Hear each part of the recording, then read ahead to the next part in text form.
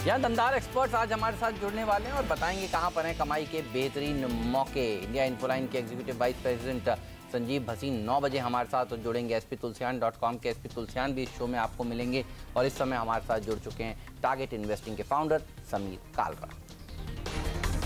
जी हाँ, साथ ही साथ हमारे साथ S2Analytics.com के सुदर्शन सुखानी होंगे, PowerMyWealth.com के संदीप वागले, मोतीलाल ओसवाल सिक्योरिटीज के चंदन तापड़िया डेरिवेटिव टेक्निकल एनालिस्ट हैं, वो मौजूद होंगे हमारे साथ। एक्सिस सिक्योरिटीज के technical derivative head Rajesh Palvia, प्रकाशगाबा.com के प्रकाश गाबा, SMC ग्रुप के सीनियर टेक्निकल एनालिस्ट मुदित गोयल हमारे साथ। आज इस कार्यक्रम में टेक्निकल, फंडामेंटल और डेरिवेटिव पहलुओं पर बात करेंगे। लेकिन आज जिस बात की जरूरी है करनी सबसे पहले, हालांकि अमूमन हम यही बात करते हैं कि वॉल स्ट्रीट से संकेत कैसे हैं, डाउ फ्यूचर्स क्या कर रहे हैं, एशिया क्या कर रहा है, क्रूड क्या कर रहा है और रुपया क्या कर रहा है। हेमंत, आज थोड़ी सी पारी जो है वो कमजोर नजर आ रही है। जी हाँ, और देखिए शुक्रवार को भारतीय बाजारों ने कमजोरी दिखाई थी। 8 दिनों की तेजी के बाद करीब 200 पॉइंट के आसपास की कमजोरी सेंसेक्स ने दिखाई थी और उसके बाद देखिए कमज़ोर संकेत हमारे हाथ लगे हैं। डाउ में तेज गिरावट देखने को मिली, वहाँ पर खतरा है कि शायद लोग कह रहे हैं मंदी जैसे आसार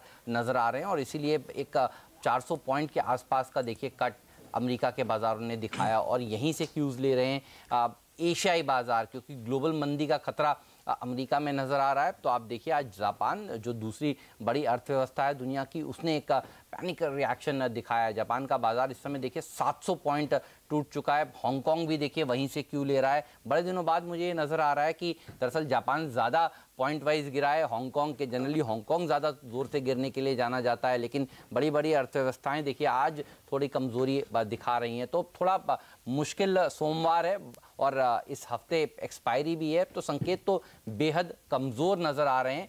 सारे के सारे एशियाई बाज़ार देखिए लाल निशान में कारोबार कर रहे हैं। सबकी निगाहें यही टिकी रहेंगी कि 11,400 सपोर्ट का काम करेगा वीरू या नहीं। ये बताइए डेटा क्या सजेस्ट करता है आपका? देखिए शुक्रवार को ही हेमंत डेटा ने एग्जैक्टली अगर आप देखें एक रिफ्लेक्शन वीकनेस का तो दिया था, लेकिन ये वीकनेस नहीं कहूंगा, इस शब्द का शायद मैं भी परिवर्तन करना चाहूंगा। मैं कहूंगा एक डिसेंट रिट्रेसमेंट। आप लगभग 10,820 से चलते हुए आए, आपने लगभग 10,570 तक का स्विंग देखा। एक टेक्निकल रिट्रेसमेंट जिसे कहते हैं ना, इतना चढ़ने के बाद एक गिरावट जरूरी थी और वो अंतर्राष्ट्रीय संकेतों के मद्देनजर और अंतर्राष्ट्रीय घटनाक्रम के मद्देनजर आई। ये अच्छी बात है। मेरी अप्रोच क्या होनी चाहिए? देखिए पहले जरा सारे के सारे संकेत लेके आइए। जैसे कि संकेत हेमंत ने समझाया आपको, बेहद नकारात्मक, बेहद कमजोर, तो बैड संकेत बहुत, अगर आप देखिए बुरे संकेत हैं। FIs के आंकड़े अभी भी एक्सीलेंट हैं, लेकिन कुछ पेचीदगियां हैं, उसमें आपको समझाऊंगा मैं। DIs के जो आंकड़े हैं वो काफी खराब हैं और टेक्निकल और FNO सेटअप आज न्यूट्रल, इसको हम शानदार किसी भी लिहाज से नहीं कह सकते। अच्छा आइए जरा आप FIs के आंकड़ों पर। एग्जैक्टली FIs ने क्या किया? 1374 करोड़ रुपए की FIs की कैश में बाइंग थी, तो कैश को अभी भी वो चेस कर रहे हैं। इसके अगेंस्ट लगभग 725 करोड़ रुपए की DIs की बिकवाली, यानी कुल मिला के 700 करोड़ रुपए का कैश बाजार में था नेट।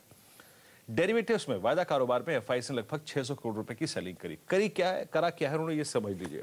जरा FIs के आंकड़ों पे आइए। एग्जैक्टली 550 करोड़ रुपए का इन्होंने इंडेक्स फ्यूचर्स खरीदा। याद रखिए इसका मतलब क्या है। एग्जैक्टली 550 करोड़ रुपए का इंडेक्स फ्यूचर्स खरीदने का मतलब यह है कि उन्होंने लगभग लॉन्ग कॉन्ट्रैक्ट किए 1400 और शॉर्ट कवर किए 8,311। यानी शुक्रवार को भी जब बाजार नीचे आ रहा था, लगभग 11,440 की ट्रैजेक्टरी में वो अपने शॉर्ट्स थोड़े से कवर कर रहे थे। तो इंडेक्स को लेकर FIs नेगेटिव है, मैं इन आंकड़ों के बीच में मानने को तैयार नहीं हूं। हाँ, कॉशियस है वो। याद रखिए इंडेक्स ऑप्शन में उन्होंने करीब 800 करोड़ रुपए की बाइंग की है और यहां पे लगभग हेमंत 30,000 पुट उन्होंने लॉन्ग करी है। पहली बार बहुत दिनों बाद, या फिर मैं कहूं तो मार्च में पहली बार इतना बड़ा पुट ऑप्शन लॉन्ग का आंकड़ा आया है। पुट लॉन्ग यानी मंदी, पुट लॉन्ग यानी कॉशियस, पुट लॉन्ग यानी एक डाउनसाइड को हेज करने की अगर आप देखें एक टेंडेंसी नजर आती है, एक संकेत नजर आता है। अच्छा स्टॉक फ्यूचर्स में याद रखिए FIs भारी बिकवाली कर रहे हैं और जितना कैश वो कैश मार्केट में डाल रहे हैं उससे कहीं अगर आप देखें ज्यादा पिछले 4-5 दिनों में उन्होंने स्टॉक फ्यूचर्स में निकाल लिया है। 1885 करोड़ की बिकवाली और 26,000 शॉर्ट्स, यानी स्टॉक फ्यूचर्स में जो कि बहुत चल चुके हैं, थोड़ा सा प्रेशर आ सकता है, याद रखिए। अच्छा निफ्टी पर हमारी अप्रोच क्या होगी? देखिए निफ्टी पर हम एग्जिट कर चुके हैं शुक्रवार को ही। 490 एग्जैक्टली हमारा एक एग्जिट जोन था। ऑप्शंस के डेटा क्या कहते हैं? अब नया जोन क्या होगा? जरा कॉल्स की डिटेल लिखे आइए, एग्जैक्टली कॉल्स क्या कहती हैं। 3 स्ट्राइक्स आपकी स्क्रीन पे आएंगे अगर आप देखें, और आप उसको देख के देखिए सबसे बड़ी कॉल राइटिंग हुई है 11,600, यानी अगले 4-5 सेशन के लिए, यानी सोम मंगल बुध बृहस्पति के लिए आपका 11,580 11,590 एक इंपॉर्टेंट हर्डल बन गया है, क्लस्टर बन गया जिसको पार करना मुमकिन नहीं है इन सर्कमस्टेंसेस में, क्योंकि सबसे बड़ी कॉल राइटिंग वहां पर हो रखी है। पुट्स में हेमंत एक चीज जो कि खराब हुई वो ये कि पुट राइटर का कॉन्फिडेंस थोड़ा सा मेरे को वीक लगा, और स्पेशली जब 11,400 का पुट राइटर बाहर निकल रहा है, 11,300 का पुट राइटर बाहर निकल रहा है, तो खिसकने का 11,400 के टूटने की संभावना ज्यादा है। तो ऐसे में मेरे पास अब ऑप्शन बेस हेमंत कोई नहीं है। मेरा ऑप्शन बेस 11,500 का टूट गया और मेरा 11,400 का ऑप्शन बेस आज टूट जाएगा। तो मैं शॉर्ट नहीं करूंगा इस गैप डाउन ओपनिंग में। मैं हेमंत इंतजार करूंगा कि एग्जैक्टली 11,350 और 11,370 के बीच में निफ्टी करता क्या है, क्योंकि वो ऐसा जोन है जहां पर जाके पहले एवरेजेस आते हैं, 10 day exponential moving average, 20 day exponential moving average. तो मैं वेट एंड वॉच की रणनीति रखूंगा, माइट बी फ्यूचर एक्सप्रेस में या फिर क्लोजिंग के वक्त कोई रणनीति लेके आऊंगा, लेकिन इस गैप डाउन ओपनिंग को ना मैं शॉर्ट करूंगा ना बहुत ज्यादा आतुर होऊंगा कि इसको जाके मैं लॉन्ग कर जाऊं। आज बाजार को वक्त दीजिए, एग्जैक्टली इंडेक्स अपनी कौन सी रेंज आइडेंटिफाई करने की कोशिश कर रहा है, इंस्टीट्यूशंस इस डिप को कैसे अप्रोच करते हैं, उसके बाद कोई ना कोई आपको ट्रेड लेना है।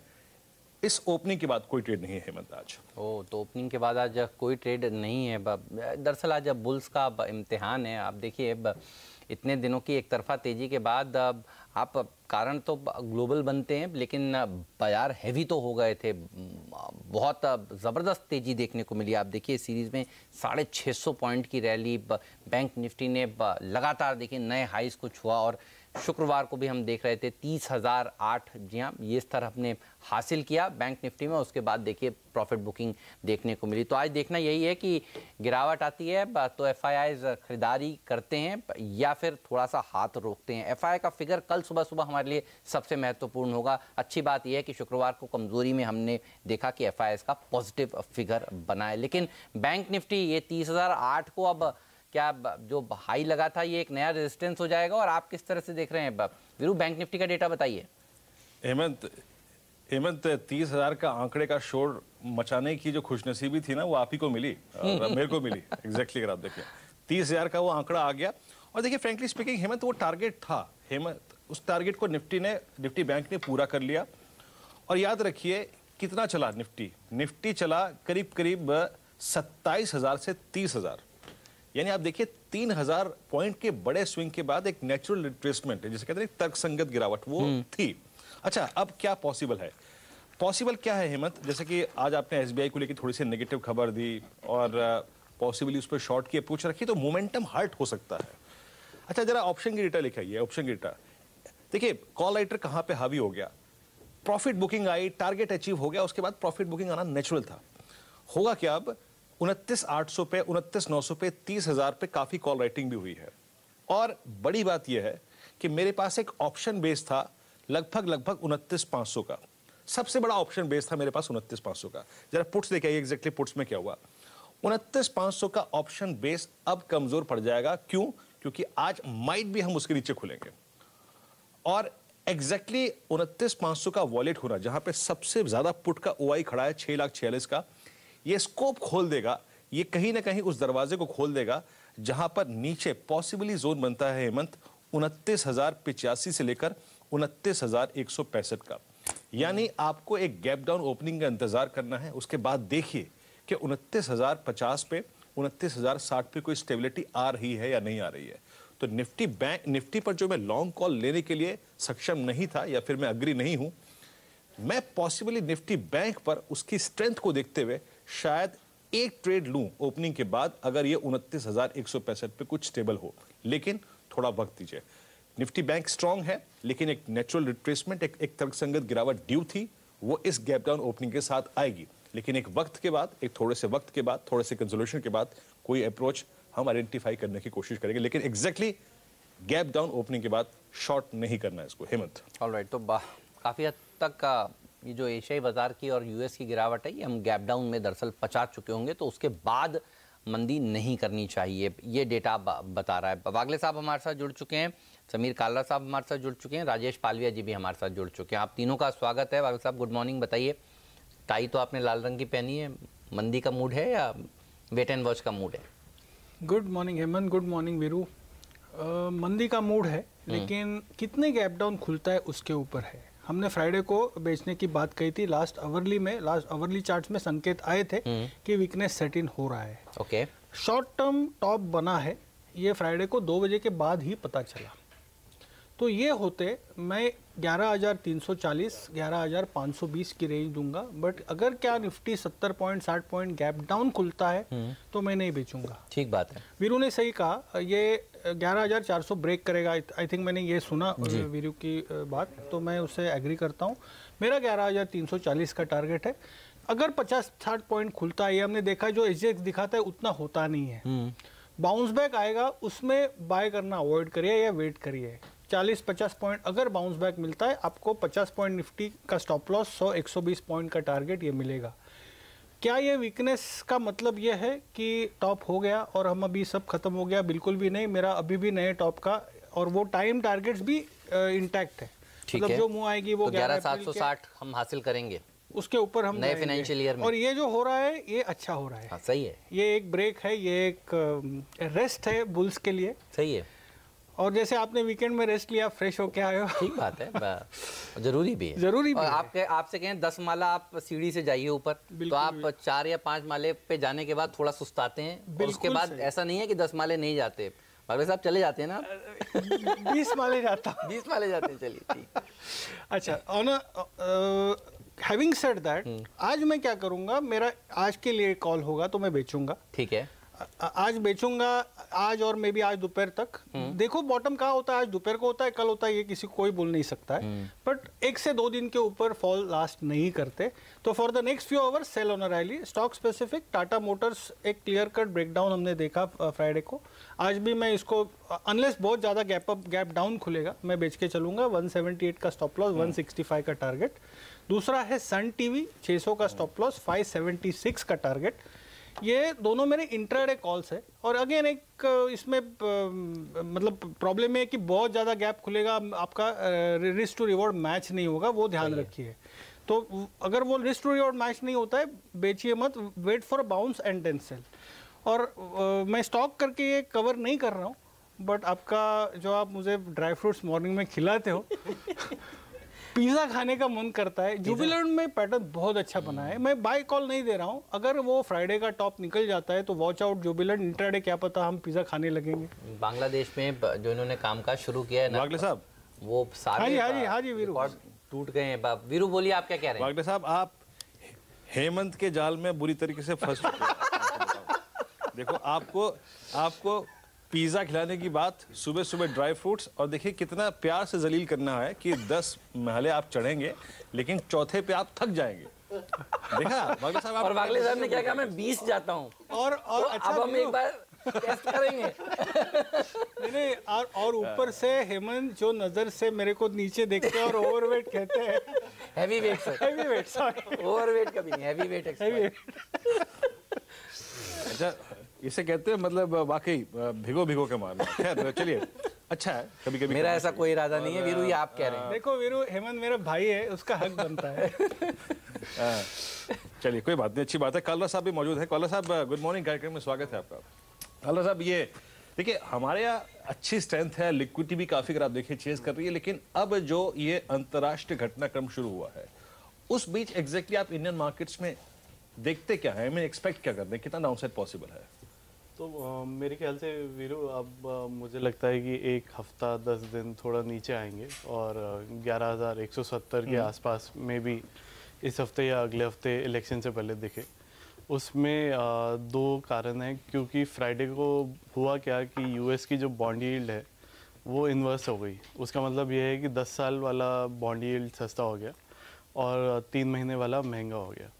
तो उसमें क्या होता है, उसमें एल्गोस काफ़ी हैं, एल्गो फंड्स काफ़ी हैं जो उस चीज़ से लिंक्ड है। तो वहाँ पे कहीं ना कहीं जो इक्विटीज़ का है ग्लोबली और एसेट क्लासेस, अगर आप क्रूड देखें तो वहाँ पे फ्राइडे को काफ़ी ज़ोर के गिरावट आई। वो मेरे ख्याल से अगले 3-4 दिन कंटिन्यू करेगा, क्योंकि वो एक एडजस्टमेंट फैक्टर होता है। उसमें शायद हमें निफ्टी काफ़ी इस लेवल से नीचे मिल जाए, लेकिन उस लेवल पे मैं खरीदूंगा, मैं बेचने की राय नहीं दूंगा। वहाँ पे मैं खरीदने की राय दूंगा, क्योंकि वहाँ पे लेवल से एक, जैसे इन्होंने कहा कि एक 10 फ्लोर में 4 फ्लोर थक जाते हैं, तो वहाँ पे मेरे को लगता है कि वो चौथे फ्लोर पे अगर आप एक पुश दे देंगे तो वो 10वां माला जल्दी पहुँचते हैं। तो मेरे ख्याल से वो एक धक्का लगेगा, लेकिन वो अभी अगले 10 हफ्ता या 10 दिन मुझे नहीं दिखता। अभी मुझे एक डाउन साइड दिखती है, थोड़ा सा डाउन साइड दिखता है। लेकिन कालरा साहब को कौन से स्टॉक्स पसंद है ये तो बताइए सर। ऐसे में अब क्या है, अगर थोड़ा नीचे आता है तो कौन से स्टॉक्स रडार पर आप रखेंगे? मेरे ख्याल से अगर आप देखें तो मैक्सिमम करेक्शन बैंक निफ्टी के थ्रू होगी, बैंक निफ्टी और क्योंकि PSU बैंक अगर आप देखें तो वहाँ पे मुझे लगता है कि Allahabad bank, SBI, Orient bank, वहाँ पे करेक्शन काफ़ी आ सकती है, और मुझे लगता है वहाँ पे आप ऐड ऑन करें, क्योंकि FY20 इनके लिए काफ़ी अच्छा होगा, क्योंकि काफ़ी PCA से बाहर आए हैं और लेंडिंग ग्रोथ ऑलरेडी सिस्टम में आ गई है इनके। चलिए, तो इन स्टॉक्स पर रखिएगा नजर। राजेश पालविया साहब भी हमारे साथ जुड़ चुके हैं, एक्सिस सिक्योरिटीज के technical and derivative head. Rajesh ji स्वागत है, बताइए क्या व्यू है मार्केट पर, और स्टॉक्स भी बताइए। Good morning. Good morning Hemant ji, good morning Viren ji. देखिए, मार्केट में हमने लास्ट सेशन में देखा कि निफ्टी ने 10,500 का लेवल तोड़ा, जो कि 11,500 का लेवल तोड़ा, जो कि एक इम्पॉर्टेंट सपोर्ट लेवल था, और उसके नीचे हम ट्रेड कर रहे हैं। तो मुझे लगता है अब ये नेक्स्ट जो लेवल अब बन के आता है वो 11,400 एक सपोर्ट रहेगा, और मुझे लगता है जिस तरीके की सिंगापुर निफ्टी में जिस तरीके का डाउन टिक दिख रहा है, मुझे लगता है हम 11,400 का लेवल तोड़ेंगे। उसके नीचे अगर हम फिसलते हैं तो फिर 11,250 तक के लेवल भी ओपन होते हैं। बट ये क्रूशल वीक है, क्योंकि हम एक्सपायरी की तरफ बढ़ रहे हैं, तो और 11,400 को किस तरीके से होल्ड करते हैं या नहीं करते हैं वो देखना इंपॉर्टेंट होगा। अगर हम 11,000 तोड़ के उसके नीचे ट्रेड करते हैं ओपनिंग में आधे घंटे, तो फिर मुझे लगता है कि ये डाउन साइड और बढ़ सकती है। 11,300, 11,250 तक भी हम स्लाइड हो सकते हैं, क्योंकि जिस तरीके का अनवाइंडिंग डेटा में देखने को मिला लास्ट सेशन में, और वो हमें देखना होगा कि अब 11,400 पे किस तरीके से पुट राइटर अपनी पोजीशन को होल्ड करते हैं या वहाँ से अनवाइंडिंग होता है। अगर वो अनवाइंडिंग देखने को मिलता है तो बिल्कुल हम यहाँ से स्लिप हो सकते हैं। बैंक निफ्टी में बात करें तो 29,500 इंपॉर्टेंट लेवल है, अगर उसके नीचे जाते हैं तो फिर मुझे लगता है नेक्स्ट लेवल जो लगता है आज के सेशन में वो 29,350, 365 के आसपास रहता है। वहाँ तक हम, मुझे लगता है कि बैंक निफ्टी में स्लाइड हो सकते हैं। स्टॉक स्पेसिफिक बात करें तो एक बाय है और एक सेल है। तो बाइंग साइड में मेरा मेटल पैक से है स्टॉक, वो है हिंडाल्को। अगर हिंडाल्को में देखें तो लास्ट 3 वीक से हायर हाई बन रहा है, और अगर हम देखें फॉर्मेशन तो उसमें एक डाउन स्लोपिंग ट्रेंड लाइन का ब्रेकआउट देखने को मिला। 210, 215 के कॉल ऑप्शन में अच्छा एडिशन देखने को मिला। तो हिंडाल्को का 210 का कॉल ऑप्शन बाय करना है करंट सीरीज का, ₹2.90 में ट्रेड कर रहा है, ₹1.50 स्टॉप लॉस होगा, और मुझे लगता है ₹6 तक के टारगेट हिंडाल्को में देखने को मिल सकते हैं। दूसरा स्टॉक है वो शॉर्ट साइड में है, और वो है भारत फोर्ज। अगर हम भारत फोर्ज में देखें तो पिछले कुछ दिनों में स्टॉक में एक rounding top kind of formation बनता हुआ दिख रहा है। ऊपर से एक सप्लाई प्रेशर कंटिन्यूस देखने को मिला स्टॉक में, और स्टॉक ने अपना इंपॉर्टेंट सपोर्ट एरिया 505 का लेवल जो था वो तोड़ के उसके नीचे बंद हुआ है। तो मुझे लगता है कि भारत फोर्ज में एक शॉर्ट साइड का ट्रेड इनिशिएट करना चाहिए। यहाँ से 480, 475 तक की डाउन साइड देखने को मिलती है, तो 490 का पुट ऑप्शन बाय करना है। ₹4.80 में ट्रेड कर रहा है, ₹2 स्टॉप लॉस होगा, और मुझे लगता है ये 480, 475 तक स्लाइड होगा, तो इसके ₹10 तक के टारगेट अचीव हो सकते हैं। ओके, एग्जैक्टली अगर आप देखें तो यहाँ पर 2 ऑप्शंस के जरिए ट्रेड हैं, और ऑटो एंसिलरी स्पेस में अगर आप देखें एक बार फिर से कमजोरी दिखाई दे रही है, और उसको प्ले करने के लिए पुट ऑप्शन की एक रणनीति आपकी स्क्रीन पर है। अच्छा, चलिए बात करते हैं कुछ और खबरों की और स्टॉक्स इन न्यूज। आज वो खबरें जो स्टॉक्स पे हावी रहेंगी और उनका होगा असर, इसकी पैमाइश करते हैं, जानने की कोशिश करते हैं। नीरज हमारे साथ हैं। नीरज बताइए।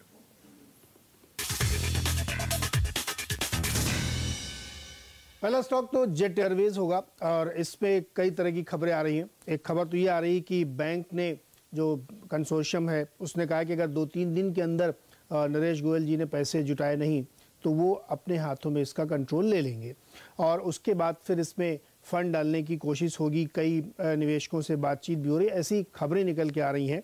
और इस बीच 7 और एयरक्राफ्ट उनके उड़ान बंद कर चुके हैं, ग्राउंडेड हो चुके हैं।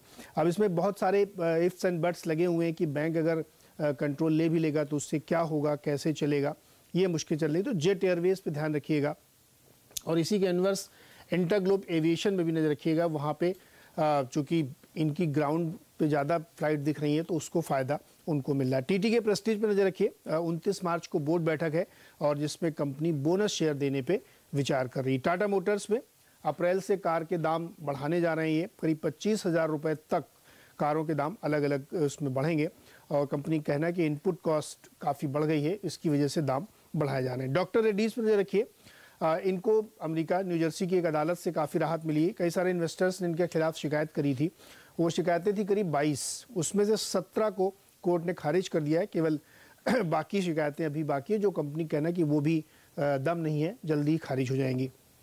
ग्लेनमार्क के लिए बुरी खबर है, इनके गोवा प्लांट के लिए यूएस एफडीए ने 5 आपत्तियां जारी की हैं 483 के तहत, तो यहाँ पे थोड़ा सा प्रेशर देखने को मिल सकता है। ऑलराइट, तो ये तमाम स्टॉक्स हैं जिस पर आज नजर रहने वाली है, लेकिन वरुण भी हमारे साथ जुड़े हुए हैं, उनसे समझते हैं कि ब्रोकरेज हाउसेस के रडार पर कौन से स्टॉक्स हैं। उसके बाद एक एक करके शेयरों पर अपने एक्सपर्ट से बात करना शुरू करेंगे। वरुण बताइए।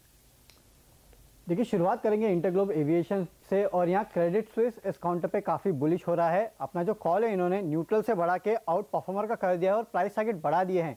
1075 से बढ़ा के 1650 कर दिया है। हालांकि ये स्टॉक अभी भी करीब 1460 के आसपास ट्रेड कर रहा है, लेकिन क्रेडिट स्विस का कहना है कि जो जेट एयरवेज की फ्लाइट कैंसिलेशन हो रही है उसका एक बहुत बड़ा फायदा इंटरग्लोब को मिलेगा।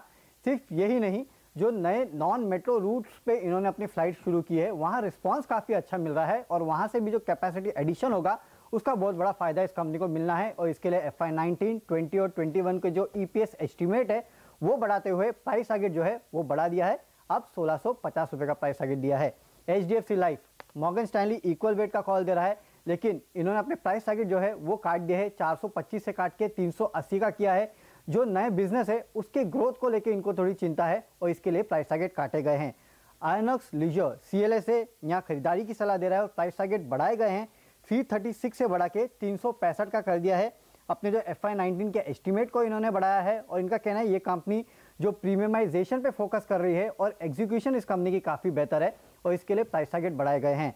Info Edge, Bank of America Merrill Lynch खरीदा न्यूट्रल की सलाह दे रहा है, लेकिन प्राइस टारगेट बढ़ा दिए हैं, 1730 से बढ़ा के 2000 का कर दिया है। इनका कहना है कि जो मैनेजमेंट कह रहा है इन्फो एज का कि जो रियल एस्टेट का आउटलुक है वो काफ़ी हद तक पॉजिटिव होते जा रहा है और जीवन साथी में जो ये फोकस कर रहे हैं उसके चलते वॉल्यूम्स में काफ़ी बढ़ोतरी होगी। लेकिन सिटी इन्फो एज पे न्यूट्रल की सलाह दे रहा है और 1715 के प्राइस टारगेट दिए हैं। इनका कहना है कि जो मार्केटिंग स्पेंड्स है इस कंपनी के वो थोड़े ज़्यादा रह सकते हैं, ज़्यादा बड़े हुए लेवल पे रह सकते हैं, इसके लिए ये 1715 के प्राइस टारगेट दे रहे हैं। एक्सिस बैंक, मैक्वेरी न्यूट्रल की सलाह दे रहा है, 760 के प्राइस टारगेट है। स्टॉक इसी लेवल के आसपास ट्रेड कर रहा है। इनका कहना है कि जो नया मैनेजमेंट आया है उससे अच्छा एग्जीक्यूशन होगा इस कंपनी में और जो रिटर्न ऑन इक्विटी है करीब 18% के आसपास रह सकते हैं, इसके लिए न्यूट्रल की सलाह। सद्भाव इंजीनियरिंग CLA से खरीदारी की सलाह दे रहा है, प्राइस टारगेट देखिए 340 रुपये के दिए हैं। इनका कहना है कि पिछले एक महीने में स्टॉक में करीब 40-50% के आसपास की रैली आ चुकी है, लेकिन अभी भी और रैली आना बाकी है। ये अपने कुछ प्रोजेक्ट्स है उसमें वैल्यू अनलॉकिंग कर सकते हैं और अपनी जो डेट लेवल है उसको कम कर सकते हैं और जो कैश फ्लो है वो जनरेट कर सकते हैं, उसका बड़ा फायदा इस कंपनी को मिलेगा और इसके लिए खरीदारी की सलाह। सबसे आखिरी में जुबिलेंट लाइफ, नोमुरा यहाँ खरीदारी की सलाह दे रहा है, 995 के प्राइस टारगेट इन्होंने दिए हैं। इनका कहना है कि इनका जो नंजनगढ़ का यूनिट है उसको US FDA से ऑफिशियल एक्शन इंडिकेटेड दिया गया है, लेकिन इसका ज़्यादा इम्पैक्ट इस कंपनी पे नहीं होगा। क्यों? क्योंकि यहाँ से कोई नए लॉन्चेस आने वाले हैं नहीं और वैल्यूएशन इस कंपनी के काफ़ी अट्रैक्टिव है और इसके लिए ये खरीदारी की सलाह 995 का प्राइस टारगेट। जी हाँ, आज वरुण के मुंह से अनजाने में ही सही, लेकिन एक बात जरूर निकल गई इस पूरे लिंक के दौरान कि जीवन साथी पे फोकस कीजिए, वॉल्यूम्स में बढ़ोतरी होगी। खैर, मैं ये तो Bank of America Merrill Lynch कह रहा है। कोई बात नहीं, अच्छी बात है ये। लेकिन जेट एयरवेज से फोकस करेंगे। कलरा साहब, जेट एयरवेज आज SBI को, इनफैक्ट हमारी टीम ने, हेमंत ने और नीरज जी ने इस पर एक अप्रोच ली थी, SBI को शॉर्ट भी कराया है। बात यही है कि देखिए, गोयल साहब पैसे का जुगाड़ कर लें, बंदोबस्त कर लें, इस बात की संभावनाएं काफी कम लग रही हैं। एहतियात के रुख को भी आप पढ़ ही चुके हैं। और एक और चीज ये है कि अगर आप बैंक के तौर पर इसका मैनेजमेंट कंट्रोल अपने पास में लेते हैं तो शायद इनकी कर्मचारी यूनियन ने भी कह दिया है कि ये एक सही रुख नहीं है, हमारा काम ये नहीं है। इसको देखते हुए जेट एयरवेज पर और साथ ही साथ बैंक्स पर आप अप्रोच क्या रखेंगे, स्पेशली SBI पर अप्रोच क्या रखेंगे? वीरू, मैं जेट पे अब न्यूट्रल हो गया हूँ क्योंकि मुझे लगता है कि अब जो ख़राब खबरें हैं, जो सारा इम्पैक्ट है कैश, देखिए मेन प्रॉब्लम आज की डेट में वो 1100 या 1200 करोड़ जुटाना है, जिसमें आपकी सैलरीज और जो आपके एयरक्राफ्ट ग्राउंड हुए हैं उसको कुछ हद तक वापस आ जाए। तो मेरे ख्याल से वो सबसे बड़ी अर्जेंसी है। उसके लिए अगर मिस्टर गोयल को बाहर निकलना पड़े और एसबीआई को ओवरटेक करना पड़े, क्योंकि कोई अभी एतिहाद से कोई पॉजिटिव व्यू नहीं आया है, तो मेरे ख्याल से उस चीज़ को हम थोड़ा एक बैक बर्नर पे देखें तो काफ़ी एक यू टर्न वाली सिचुएशन कहीं ना कहीं फंडामेंटली क्रिएट हो सकती है। उसमें मेरे ख्याल से वो कहीं ना कहीं और इन्वेस्टर्स से भी बात कर रहे हैं, चाहे वो न्यूज़ में आ रहे हों नाम या नहीं, और वहाँ पे वो ज़्यादा से ज़्यादा 2 से 3 महीने या 6 महीने तक ओनर बनना चाहते हैं, और वहाँ पे वो एग्ज़िट चाहे पूरा ले लें या थोड़े थोड़े में करते हुए एग्ज़िट लें। तो मेरे ख्याल से अब पॉइंट आ गया है, या तो जेट एयरवेज एग्जिस्टेंस में रहे जो वाया बैंक्स होएगी, या वो एग्जिस्टेंस ही ख़त्म हो जाएगी, जो मेरे ख्याल से ना गवर्नमेंट चाहती है ना लेंडर्स चाहते हैं, क्योंकि वो फिर 0%, क्योंकि आईबीसी में जाना जेट एयरवेज का कोई मतलब नहीं है, क्योंकि उनके पास कोई एसेट्स नहीं है सच, वो एक सर्विस इंडस्ट्री है और उसमें कुछ एसेट्स नहीं होते। तो मेरे ख्याल से बेस्ट सोल्यूशन यही है कि एसबीआई और बाकी लेंडर्स आएँ, उसमें 1200-1500 करोड़ डालें, थोड़ा रिवाइव करें, और फिर कहीं ना कहीं मीनवाइल सेलर्स को देखें। तो मेरे ख्याल से एक पॉजिटिव टर्न हो रहा है मेरे लिए जेट एयरवेज में। 226 पर कैश मार्केट में शेयर ले लें, हाँ, और होल्ड करें, राइट? हाँ, उसको आप निबल कर सकते हैं, थोड़ा थोड़ा लेके आप उसको अक्यूमुलेट कर सकते हैं, क्योंकि मेरे ख्याल से अगर आप ग्राउंड एयरक्राफ्ट पे न्यूज़ पे अगर सिचुएशन देखें तो वो इम्पैक्ट आ ही नहीं रहा कहीं। ठीक बात है। तो मेरे ख्याल से कहीं ना कहीं अब सोल्यूशन पॉजिटिव जा रहा है रादर देन। बहुत ख़राब खबरें देखिए अब आ चुकी हैं, अब यहाँ से अच्छी खबरें आएंगी, ये होप ज़्यादा है ख़राब खबरों के बनस्पत।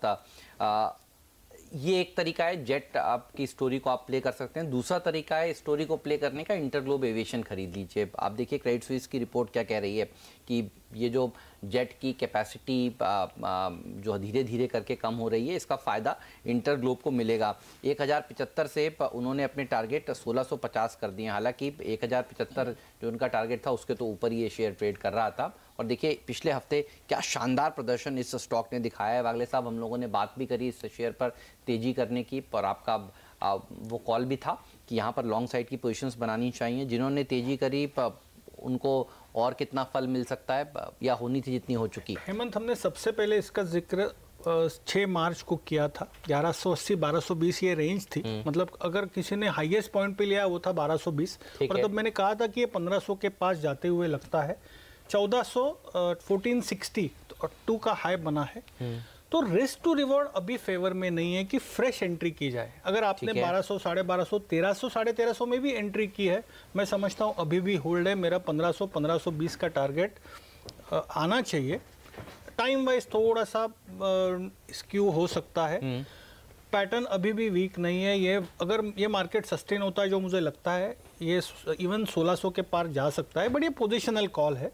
पोजीशनल कॉल है सर। हाँ, आज के लिए मेरे पास कोई इसमें ट्रेड सेटअप नहीं है, लाइव मार्केट में देखेंगे। और स्पाइस जेट के लिए भी बताइए, क्योंकि स्पाइस जेट ने भी बड़े दिनों बाद हमने देखा शुक्रवार के दिन 100 रुपये का इंट्राडे में सर्च हुआ, हालांकि उसके थोड़ा सा नीचे जाकर बंद हुआ, लेकिन जेट की मुश्किलें स्पाइस जेट और इंटरग्लोब के लिए पॉजिटिव खबर तो है ही। और नीरज भी बता रहे थे कि वो इस बार जब आए दिल्ली से, आप भी दिल्ली काफ़ी जाते रहते हैं, अच्छा आपके लिए तो बढ़िया खबर भी आई आईपीएल में, जो दिल्ली ने सिक्सर मारा है। खूब चेयर किया होगा कल आपने? नहीं, मैं इधर देखता नहीं बट दिल्ली के मैचेस देखता हूँ, तो वो कहीं ना कहीं बेटर हो। स्पाइस जेट के लिए बताइए। हेमंत, 2 दिन में ये स्टॉक 80 से 105, जो कि ऑलमोस्ट 30-35% की मूव है, वो लिया से मैं कंफर्टेबल नहीं हूँ, बट पैटर्न पॉजिटिव है। मुझे लगता है इसमें भी 110-115 तक की मूव आनी चाहिए। अगर दोनों में मुझे कॉल लेना है between the two, I will still go with Indigo. तो इस पर वीरू साफ तौर पर नजर रहेगी वाकई। और देखिए इंडिगो ने तो कमाल किया भी, और हेमंत एक्सट्रीम स्ट्रेंथ जिसे कहते हैं ना, चाहे वो टेक्निकल पहलू हो, चाहे डेरिवेटिव्स या फिर ऑप्शन, तीनों तरफ से अगर आप देखें इसके आंकड़े बेहद शानदार हैं। खैर आगे बढ़ते हैं। आज स्टॉक्स टू वॉच की लिस्ट में अगर आप देखें डॉक्टर रेड्डीज, और अमेरिकी कोर्ट ने डॉक्टर रेड्डीज को जो राहत दी है, कंपनी के खिलाफ जो 22 में से 17 आरोप हैं उसको खारिज कर दिया गया है। आरोप ये था कि कंपनी ने अपने निवेशकों को गलत जानकारी दी थी, इसका आरोप था। लेकिन काला साहब, डॉक्टर रेड्डीज, मैं इनफैक्ट पिछले 4-5 दिन से इसका डेटा देख भी रहा हूँ। आई मीन फार्मा स्पेस में अगर कोई स्टॉक थोड़ा सा स्टेबल है विद पॉजिटिव बायस और पिछले 3-4 महीनों के हाइज के आसपास है, तो वो है डॉक्टर रेड्डीज। आपकी अप्रोच फार्मा स्पेस में क्या है इस वक्त, और आपके टॉपिक्स क्या रहेंगे इस वक्त? वीरू, हमारी टॉपिक इस पूरी इंडस्ट्री में सन फार्मा है। वहाँ पे हम काफ़ी वैल्यूएशंस का सप्रेशन देखते हैं, ताकि जो न्यूज़ आए थे, जो इन्वेस्टर के कंसर्न थे, वो उन्होंने इमीडिएटली करेक्ट कर लिए और मेरे ख्याल से फर्स्ट क्वार्टर FY20 तक वो सब रेक्टिफाई हो जाएगा। वहाँ पे अगर आप देखें तो अगर आप फार्मा इंडस्ट्री में देखें तो पिछले 2 से 2.5 साल में काफ़ी US FDA इश्यूज़ आए हैं और वो US FDA इश्यूज़ सिर्फ रेवेन्यू पे नहीं, बैलेंस शीट पे भी इम्पैक्ट करें। जहाँ पे आप डॉक्टर रेड्डीज़ की बात कर रहे हैं, वो जो थी वो मोर ऑफ इन्वेस्टर कंसर्न्स थे जो कोर्ट ने रिजेक्ट किए हैं, लेकिन जो US FDA इश्यूज़ हैं वो भी अभी डॉक्टर रेड्डीज़ पे ओवरहैंग है। तो वहाँ पे उनकी बैलेंस शीट काफ़ी यूटिलाइज हो रही है वर्किंग कैपिटल की तरफ। यही स्टोरी आप लुपिन में भी देखें, ग्लेनमार्क में भी देखें, तो बैलेंस शीट्स जो हैं वो नेट डेट में जा रही हैं, जो फार्मा कंपनीज़ के लिए काफ़ी नेगेटिव हो जाता है वैल्यूएशंस के चलते हुए। तो और सन फार्मा एक अकेली कंपनी है जो इस इशू से बाहर भी आ रही है और उनकी बैलेंस शीट अभी भी नेट कैश में है, का अराउंड 3,500 करोड़ नेट कैश है अभी भी। तो मेरे को लगता है वहाँ पे कहीं ना कहीं एक वैल्यूएशन सप्रेशन है। बाकी अगर आप देखें तो मेरे ख्याल से मैं थोड़ा स्टे अवे अप्रोच ले रहा हूँ, क्योंकि जब तक इनका डेट रिवर्सल नहीं शुरू होता मैं थोड़ा कंसर्न ज़्यादा दिखाऊंगा।